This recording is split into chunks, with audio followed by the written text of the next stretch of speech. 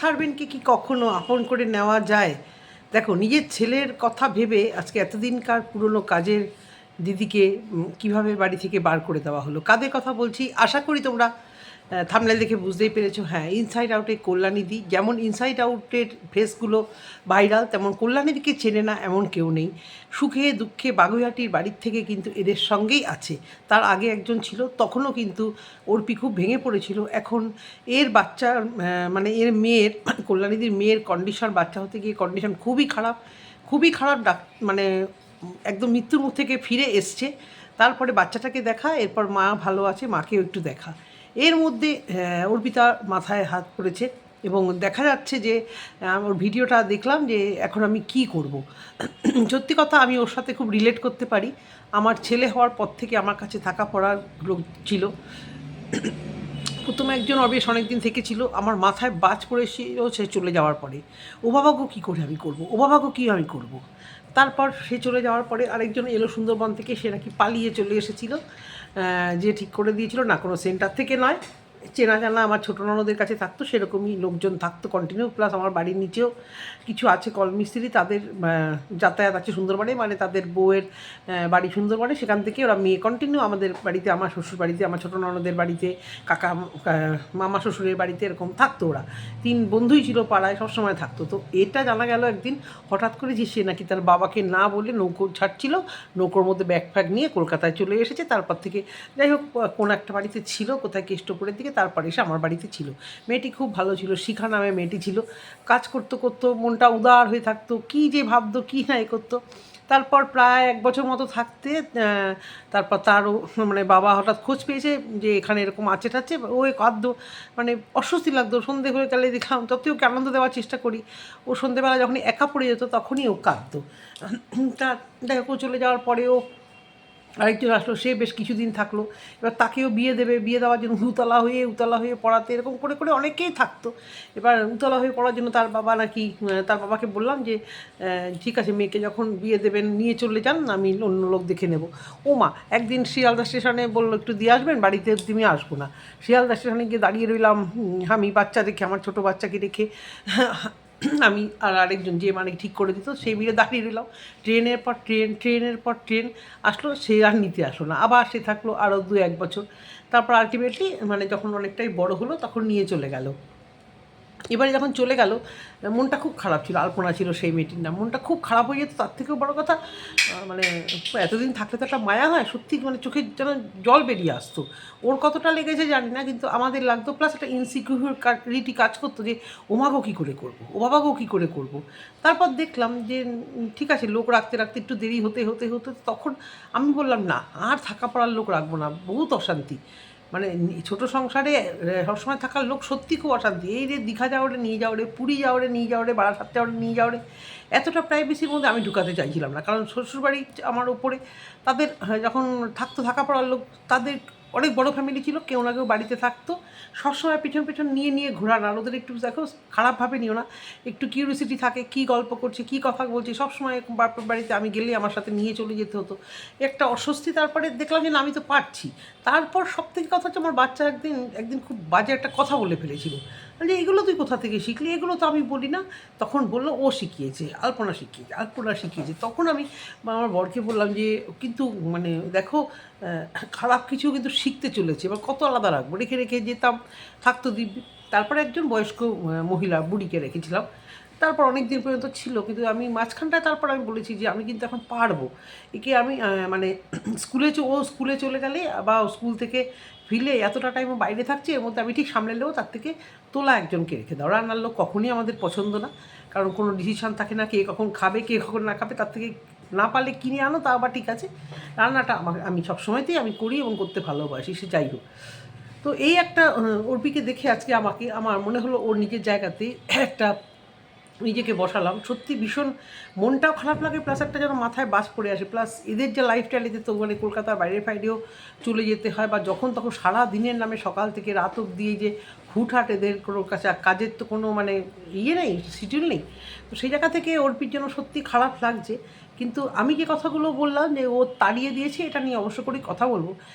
কিন্তু অর্পি এরাও কিন্তু এখন বাড়ির লোককে দেখাতে ভিডিওতে একটু ভয় পাচ্ছে। বাড়ির লোক, বাচ্চা, মানে এতটাই নেগেটিভিটি ছড়িয়ে গেছে এদের ভিডিওতেও, যার জন্য এদেরকেও কিন্তু ভীষণ, মানে বিশেষ করে অর্পিকে ভীষণ বাজে বাজে কথা, বাজে জিনিস শুনতে হচ্ছে। এবং যতই ওরা দান ধ্যান করুক না করুক, মানুষের যেন পোষাচ্ছে না। কারণ ওরা কিছুটা তো ওরা মানে দায়ী এর জন্য। কারণ রিসেন্ট মৈনাকের ব্যাপারটা নিয়ে তো ওরা মানে খুব বাজে কাজ করেছে। দেখো, মানুষ তোমাদের যেরকম অবস্থায় দেখে ভালোবেসেছিল, কিন্তু সারা জীবন যে ওই ভালোবাসাটা থেকেই যাবে এটা তো কোনো কথা না। না, মৈনাকের ব্যাপারটা একটু নেগলেক্ট করা হয়েছে, যার জন্য প্রচণ্ডভাবে ভিউয়ার্সরা মানে রেগে গেছিলো। অ্যাকচুয়ালি এরা নিজেদের কাজ, নিজেদের টাকা পয়সা সমস্ত কিছুর পিছনে এত ছুটছে না, অনেক কিছু কর্তব্য দায়িত্ব থেকে ভুলে যায় এবং জীবনটাকে পুরো না একটা সিনেমাটিক বা একটা ইউটিউবের একটা মানে মেকি একটা ইয়ের মধ্যে নিজেদেরকে ফেলে রেখে দিয়েছে। তা কল্যাণীদির বাড়িতে গেল অনেকটা জার্নি করে, কিন্তু বললো ভিডিও করলে এদের আবার অস্বস্তি হতে পারে। যাই হোক, এরা তো ভিডিও করবেই, কারণ প্রমাণ তো আমাদেরকে দেখাতেই হবে, তাই না, যে আমি গেছিলাম। কারণ এতটাই প্রমাণ দিতে হচ্ছে ইউটিউবে, নিজের পরিবারের লোককে দেখাতে ভয় পাচ্ছে, কারণ বিভিন্নভাবে অ্যাটাক করছে। নিজেই বলছে যে আমি দেখাতে পারলাম না, তোমরা তো আমাদেরকে বলো, আমরা তো সয়ে গেছি, এছাড়া তো আমাদের এত সুন্দর একটা প্ল্যাটফর্ম। হ্যাঁ, ইয়েস, যতই হোটেল ব্যবসা খোলো, যতই শাড়ি জামা কাপড়ের ব্যবসা করো, এই যে একটা সুন্দর প্ল্যাটফর্ম তোমরা মানে একদম তোমাদের মানে শাইন করছে, মানে যাই দেবে তাতেই তোমাদের মাসে সেই লেভেলেই টাকা আসবে। হ্যাঁ, আগের মতো হয়তো আসে না, কিন্তু একটা অ্যামাউন্ট তো আসবেই তোমাদের, একদম সিকিউর একটা অ্যামাউন্ট। হ্যাঁ, সেটা তোমাদের আসবেই, এটা ছাড়তেও পারছে না। যতই এরা মানে কন্ট্রোভার্সি থেকে দূরে আসছে, কিন্তু এরা অর্পি আজকে নিজের মুখেই বললো যে এত সুন্দর একটা প্ল্যাটফর্ম ছাড়তে পারছি না। মানে ওরা কিন্তু খুশি নেই। একটা জিনিস যেটা বুঝলাম, মোদ্দা কথা হচ্ছে, এত টাকা এত পয়সা কিন্তু সুখ কোথাও যেন হারিয়ে গেছে। গরিব যারা সত্যিই গরিব, একদমই গরিব, মানে আমাদের থেকেও গরিব, দিন আনি দিন খায়, তারা সবসময় কী ভাবে যে ইস, যাদের টাকা আছে কত ভালো। আর যাদের টাকা আছে তাদের এই বেশি টাকা, মানে ইউটিউবের ওই টাকা তো কোটি কোটি টাকা ঢুকছে, কি করবে, সব কিছু করা হয়ে গেছে, জীবনে সব কিছু পাওয়া হয়ে গেছে। এই জীবনও কিন্তু ভালো লাগে না। এটা আমার বর খুব ভালো বলে যে তুমি দেখো, আমার এই দোতলার ঘর, আমার শ্বশুর শাশুড়ি বা আমার ভাসুর ঠাসুরা সবাই 4 তলায় থাকতে হয় একই বাড়িতে। আমার যেহেতু দোতলায়, তো আমি বিয়ের পর এখানে এসেই ঢুকেছি। মা যেটুকু দিয়েছে, বাদ বাকিটুকু আমি খালি ভাবতাম কি এটা যেন মনে হচ্ছে একটু হলে ভালো হয়, তাই না, করবো আস্তে আস্তে করবো, নিজের হাতে আস্তে আস্তে করছি। আর আমার বড়ি তখন বলছি, দেখো এটা তো একটা মজাই আলাদা, বলো। আমরা যদি এসে দেখতাম আমার ঘর পুরো সাজানো গোছানো, আমার যখন বিয়ে হয়েছে, আমার বাবা মার দেওয়া খাট, আলমারি, ড্রেসিং টেবিল আর একটা ফ্রিজ, আর বাড়িতে আর এত বড় বড় ঢাউস ঘর কিচ্ছু নেই।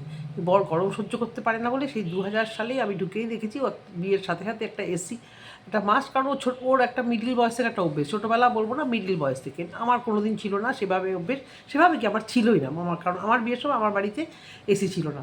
বাড়ার সাথে ওই কনসেপ্টটাই ছিল কোথায়, তারপরে কারেন্ট অফ যা হতো। তাই যাই হোক, ঘরে শুধু একটা কার্পেট বিছিয়ে রাখতাম আর বাচ্চা ওখানে ঘুরে বেড়াতো।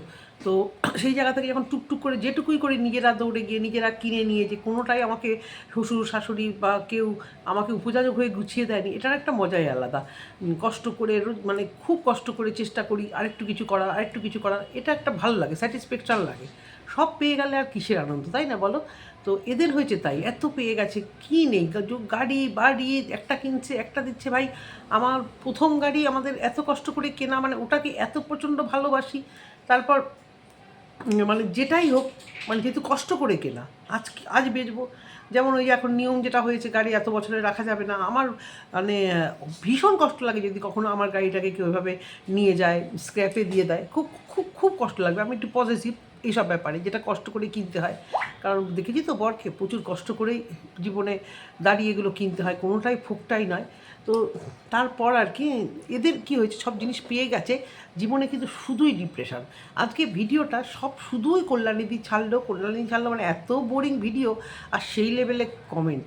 একটা মেড সার্ভেন্ট তার বাড়িতে হয়েছে, এবং শুধু তাই না, আজকে যেটা অর্পিত, আমার কিছু জিনিস খুব বাজে লাগলো।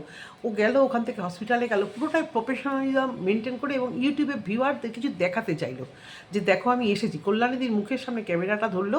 কল্যাণীদি তখন ওই মেন্টালিটি ছিল না, সে একটা হসপিটালে তার মেয়ের মরণবাচন নিয়ে পড়ে আছে, plus tired, plus mental tired, শারীরিক টায়ার্ড। হঠাৎ করে তার ক্যামেরাতে তাকে মনে হয় যেন কেউ বাধ্য করলো বলতে, হ্যাঁ এই দেখো অর্পি এসছে, অর্পি আমাদের পাশে আছে, এই অর্পি আমার মেয়েকে দেখতে এসছে। তোমরা তো সবাই জানো। মানে আমার এত খারাপ লাগলো এই কিছু কিছু কারণে। তোমরা ব্লগার, তোমাদের এই যে প্রুফগুলো দিতে হয় না লোকের সামনে স্বতঃস্ফূর্তভাবে, কিছু তোমরা করো না, এখানে খুব বাজে লাগলো দেখতে।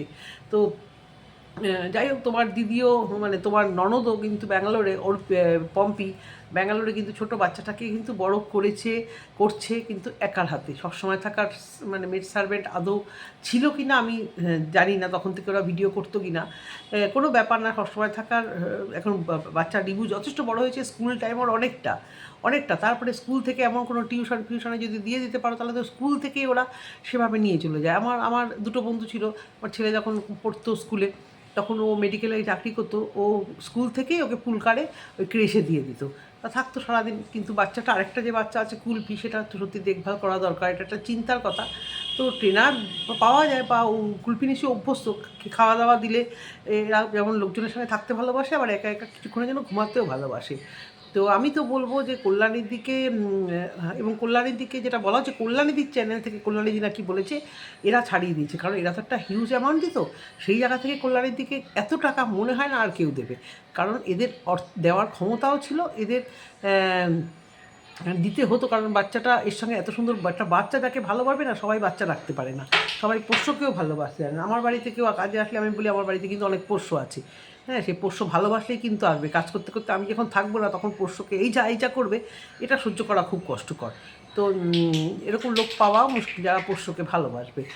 আর কথাটা হচ্ছে যে কল্যাণীদি নাকি তার চ্যানেলে বলেছে এরা ছাড়িয়ে দিয়েছে। এখন আমরা সত্যি মিথ্যা জানি না, যদি ছাড়িয়ে দেওয়া হয় তাহলে উনি কল্যাণীদি এর আগেও ছেড়ে চলে গেছিলো, মনোমালিন্য হচ্ছিল বারবার। এবার অনেকে আবার বলছে কল্যাণীদি ভিতরের খবর অনেক জেনে গেছে, তাই কল্যাণীদিকে মানে বারবার করে মানে ভাগিয়ে দেওয়া হচ্ছে। আমি জানি না এদের এই ফ্যামিলির ভিতরে কী খবর, এটা ভিউয়ার্সরা ভুলই বলছো হয়তো তোমরা। ওদের ভিতরে কোন গোপনীয় খবর আছে যেটা উনি জেনে যাবে, তাই না? সে ভিতরের খবরটা তো তারা বেডরুমে আলোচনা করতে পারে। এত বছরের ধরে রয়েছে, উনি মনে হয় না নুন খেয়ে এতটাও মানে ইয়ে করবে, বেইমানি করে না এরা জেনারেলি। দেখেছি তো আমি, আমার ছোটো ননদের বাড়িতে একটা মেয়ে দীর্ঘদিন ছিল, একদম ছোটোবেলা থেকে এসছে, বিয়ে শাদী সবই আমাদের বাড়ি থেকেই দেওয়া হলো, মানে আমাদের বাড়ির ছেলে আর ছোটো ননদের বাড়ি মেয়ে একই বাড়ি, ওইভাবে ধুমধাম করে কিন্তু বিয়ে আমাদের তরফ থেকে দেওয়া হয়েছে। তাদের দুবাড়ির লোক শুধু এসে সুন্দরবন থেকে এসেছে, টুকি ঝুঁকি মেরে টেরে খেয়ে দিয়ে চলে গেছে। সত্যি নিজের গয়না পর্যন্ত দুখানা বানিয়ে দিয়েছিল ওই মেয়েটিকে। মনু নাম ছিল, আর আমার নিচে ছিল করুণা, ছেলেটি না উড়িয়া ছেলে, আর মেয়েটি সুন্দরবনের। এভাবেই বিয়ে হয়েছিল। তো এরকম ঘটনা হয়, এরা থাকে বাড়িতে কিন্তু এরা না খুব নিজের মতো হয়ে যায়। প্লাস আমাদেরও মানে যারা বাচ্চাকে রেখে যেতেই হবে তাদের একটি বিশাল ভরসার জায়গা তৈরি হয়ে যায়। এবার সেই ভরসার জায়গা অন্য কোথাও নাও পেতে পারে। আর জর্পির মুখের যে ছাপটা আমি দেখলাম, মানে সেম জিনিস আমারও হয়েছিল, মানে প্রেশারও বেড়ে গেছিলো। ডাক্তার বলছে এ কি সার্ভেন্ট নেই বলে আপনার প্রেশার বেড়ে গেছে, আপনি কি একবার বাচ্চার টিউশন ছিল না বলে মানে সায়েন্স টিচার পাচ্ছিলাম না ছেলের, মানে পাগল হয়ে তখনও প্রেশার বেড়ে গেছিলো। তখন সেই এক ডাক্তার, আমাদের এখানকার ডাক্তার, আমাকে তার ছেলেকে যে পড়িয়েছে সেই টিচার দিয়েছে। মানে এরকম হয় আর কি, পড়াবো কী করে হবে গো। তা অর্পির চোখ মুখের অবস্থাও খানিকটা ওরকম হয়ে গেছে। এখন যেরকম আমি কাজকে খুব একটা ভয় পাই না, মানে করোনা হওয়ার পর থেকে, করোনার সময় যখন সার্ভেন্টরা আসেনি বা কিছু, তখনকার দিনে কিন্তু তখন থেকে মানুষ কিন্তু খুব মানে সব দিক থেকে বেশ রাফ অ্যান্ড টাফ হয়ে যায়। এখন আমি যেরকম সত্যিই কোনো ভয় পাই না। মাসি যদি আসে কাজে, মাসি যদি নাও আসে, অত বাসন ধোয়া বা কাজ করা আমি অন্তত সেই ভয়টা লাগে না। হ্যাঁ, হাতে ব্যথা ব্যথা হয়, কষ্ট হয়, শীতকালে ইচ্ছে করে না, কিন্তু ওরাও তো মানুষ, ওদের তো ছুটি ছাটা হতে পারে। এই ভেবে আগে যেরকম মানে মাথা গরম হয়ে যেত, কী করে হবে, কী করে বেরোবো, আমি সব ফেলে রেখে দিয়ে, এই একটা ব্যাপার থাকে। তো সব দিকে ঠিক আছে। আর বারবার কেন বলা হচ্ছে আমরা ওর পাশে আছি। এই তো এক্ষুনি কমেন্ট বক্সে কমেন্ট আসবে, আমাদের নিয়ে কথা হবে, ক্রিটিসাইজ হবে যে তোমরা কিছু করছো না, কিন্তু বারবারই ওটা বলা হচ্ছে আমরা কল্যাণীদির পাশে আছি, আমরা কল্যাণীদিকে আর্থিকভাবে সাহায্য করছি। এত প্রমাণ দেওয়া কেন? নিজেরা ঠিক থাকলে এত প্রমাণ কেন এত নেগেটিভিটির সম্মুখীন হতে হয়, এটা নিজেদেরকে প্রশ্ন করতে হবে। সোশ্যাল মিডিয়া এমন একটা জিনিস, আর এখন ব্লগারদের না মানে মানে অনেকেই না মানে খুব করছে, যে খাবার দাবার যেভাবে দেখায়, অন্য কারোর বাড়িতে কী খাবার দিল, অন্য কেউ কী গিফট দিল, একটা টাকা আদান প্রদান হলেও যেভাবে দেখানো, এটা যেন আমার মানে সত্যি আমারও যেন কেমন একটা অস্বস্তি এখন মানে হয়। প্রথম খুব ভালো লাগতো গ্রামের লাইফস্টাইলগুলো দেখতে, ওরা দেখাতেই পারে সব কিছু, কিন্তু এখন সব ব্লগাররা এরকম দেখি কী রান্না হয়েছে যে দেখায় না হাঁড়ি খুলে, এটা একটু অড লাগে। কিন্তু এটা যখন একটা জায়গা এরা চলে যায়, টাকা পয়সা হয়ে যায়, এই প্ল্যাটফর্মটাকে ছাড়াও যায় না। এটাই তো এদের মূল, যার জন্য এরা চাকরি পর্যন্ত ছেড়ে দিয়েছে। আর সেখানে আর ফিরে যাওয়ার অবকাশও নেই, এরকম একটা লাইফস্টাইলে অভ্যস্ত হয়ে গেছে। কথাটা হচ্ছে বাচ্চাটা কারোর সাথে বন্ডিং আবার তৈরি হবে কি না সেটাও একটা বড় ব্যাপার। কিন্তু ওই যে ঠিক হয়ে যাবে, একজন চলে গেলে তার জায়গা পূরণ হতে সময় লাগে না। প্রথম একটু কষ্ট হবে, অসুবিধা হবে, তাহলে ওর পিকে কিছুদিন একটু কাজ কারবার, একটু কম্প্রোমাইজ করে, একটু এদিক ওদিক করে সামলাতে হবে। আর অনেকে আবার খারাপ কথা লিখছে, তুই কি জানো, আর তুই বাচ্চা মানুষ করবি অন্যর কাছে, কোনো অসুবিধা হয় না। আমি নিজে দেখেছি আমার শ্বশুরবাড়িতে, এটা দেখেই আমি আমার বাপের বাড়িতে আমার মাকে দিয়েছিলাম, মাদের গিজ করছিল সবসময়, না না দরকার নেই, আমাদের একটু অস্বস্তি হয় খেতে ঘুমাতে, সবসময় কেউ একটা সঙ্গে থাকে, আমাদের একটু বলে বলে কাজ করানোটা একটু অসুবিধা হয়। কিন্তু আমার শ্বশুরবাড়ির দিকে আমি সবসময় দেখেছি, তারা সবসময়, আমি আশা থেকে দেখেছি যে সবসময় থাকার জন্য মেড সার্ভেন্ট, এই জায়গাটা আমি ব্রেক করে দিয়েছি। আমি মানে যেহেতু বাপের বাড়িতেও আমার একটা অস্বস্তি হতো, আর এখানে আমার একদম একা ঘরে যেহেতু কেউই পাহারা দেওয়ার মতো নেই, দেখার নেই, তখন আমার একটুখানি খারাপ লাগে। মানে ওকে যাকে রেখে যাব তাকে নিয়ে আমার আরও চিন্তা, আমি বাইরে আরোই থাকতে পারি না। ও বাবা গো, সে একদম একা, ছেলে মেয়ে স্কুলে চলে গেলে সে একদম একা। তো যাই হোক, এখন তো অনেক সিকিওর হয়ে গেছে, থানায় তাদের কাগজপত্র সবই দিতে হয়, কোথা থেকে এসছে না এসছে, তার মধ্যেও বিপদ হতেই পারে, কল্যাণীদির মতো ভালো বিশ্বাসী আর কেউ নাই হতে পারে। তো দরকার নেই তো এরকম মেড সার্ভেন্ট রাখার। কিন্তু কল্যাণীদি যদি তার নিজের চ্যানেলে বলে ছাড়িয়ে দিয়েছে কষ্ট থেকে, সেটাও যেমন ঠিক না। কারণ কল্যাণীদির জন্য বসে থেকে থেকে ওর তো পারছে না না, এতদিনকার অনভ্যস্ত অবস্থা। আবার কল্যাণী দিকটাও দেখতে গেলে সেও ওই সত্যি মেন্টাল ডিস্টার্ব থাকবে, সে কতটা কাজ করতে পারবে, দুদিন ছাড়া সে যদি আবার বাড়ি চলে যায়, এটাও একটা। তো সেই দিক থেকে আমার মনে হয় এরা ডিসাইডই করে ফেলেছে যে কল্যাণীর দিকে আর রাখবে না। এক না একদিন তো দেখো ছাড়তেই হবে, কল্যাণীদিরও তো বয়স হয়েছে, মাঝে মাঝেই অসুস্থ হয়ে পড়ে, মেয়েকে দেখতে হবে, বাড়িকে দেখতে হবে, সেই এক না একদিন তো ডিসিশানে আসতেই হবে। সেই ডিসিশানটা এখন হলে তো অসুবিধা নেই, যথেষ্ট বড় হয়েছে। আর যারা চিফ মেন্টালিটি, যে তুই কাজের কাউকে দিয়ে বাচ্চা মানুষ করবি, এই ধরনের মেন্টালিটি খুব জঘন্য মেন্টালিটি। কিছু করার নেই, মা বাবা কেরিয়ার তৈরি করার জন্য যদি কেউ এসে ওইটুকু হেল্প করে, তারও তো একটু হেল্প হচ্ছে, সেও তো মাইনে পাচ্ছে, টাকা পাচ্ছে সঙ্গে, মানে তবে দেখতে হয় অনেক সময় বাচ্চা অনেক সময় খারাপ পথে চলে যায়। বাচ্চার খাবার এরকমও দেখেছি, বাচ্চার খাবার নিজে খেয়ে নেয়, এরকম ধরনের ঘটনাও শুনেছি, দেখেছি। যতক্ষণ বার্থডে দেখা হয়, তো এখন তো সিসি ক্যামেরা আছে, সিসি ক্যামেরাটাকে মোবাইলে সেট করে নিলে অসুবিধা কিছু নেই। তবে হ্যাঁ, বিশ্বাস করতে হবে, ভালোবাসতে হবে। বিশ্বাস আর ভালোবাসা না করতে পারলে এরকম রাখার কিছু হয়নি। কিন্তু সোশ্যাল মিডিয়াতে এদের মানে নেগেটিভিটি প্রচুর পরিমাণে ছড়িয়ে গেছে। খুব বাজে বাজে কমেন্ট দেখেই ছাড়লাম যে কল্যাণীদির মেয়ের প্রতি দুঃখ নেই, তোমার দুঃখ হচ্ছে কল্যাণীদি ছেড়ে দিল। অবভিয়াসলি তার মেয়ের প্রতি অতটা দুঃখ হবে কেন, তার কাছে তো ও থাকেনি। হ্যাঁ, মানে ও সহানুভূতি তাও যদি দেখাবে, সেটাও তো কথা শুনতে হবে যে তুমি কি কল্যাণীদির মেয়ের কাছে থাকো, যে সেটাকে নিয়ে চোখের জল ফেলছো। মানে কি করবে নিজেই বুঝতে পারছে না সত্যি এদের এখন অবস্থা এমন, সব পেয়েও যেন কিছুই নেই, কিছুই নেই, এদিকে যাবে না ওদিকে যাবে, এদিকে যাবে না ওদিকে যাবে। এটা একটা খুব কষ্টকর ব্যাপার, তাই না? তো এটুকুই বলার ভিডিওতে। যদি তোমাদের ভালো লেগে থাকে অবশ্য করে কমেন্ট সেকশানে একটা কমেন্ট করে যেও, আমি ঠিক বললাম কি ভুল বললাম। টাটা।